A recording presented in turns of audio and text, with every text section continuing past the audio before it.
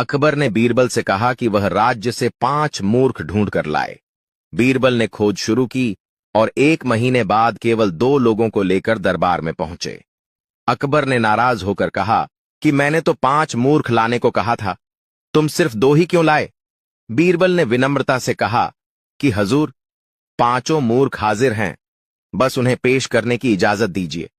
अनुमति मिलने पर बीरबल ने पहले आदमी की ओर इशारा करते हुए कहा कि यह पहला मूर्ख है। मैंने इसे बैलगाड़ी पर बैठकर भी अपना बैग सिर पर ढोते देखा। जब मैंने कारण पूछा तो इसने कहा कि कहीं बैल पर ज्यादा बोझ न पड़ जाए, इसलिए बैग सिर पर रखा है।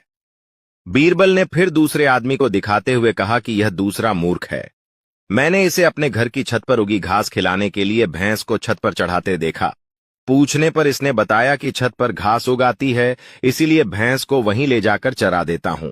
जो आदमी छत की घास काटकर नीचे नहीं ला सकता और भैंस को ही छत पर चढ़ा देता है, उससे बड़ा मूर्ख कौन होगा?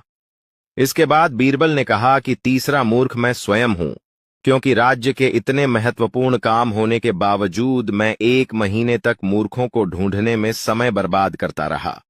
फिर उन्होंने अकबर की ओर देखकर कहा कि चौथे मूर्ख आप हैं, जहांपना, क्योंकि पूरे राज्य की जिम्मेदारी आपके कंधों पर है, फिर भी आपने मुझे ऐसा काम सौंपा जिसमें कोई लाभ नहीं।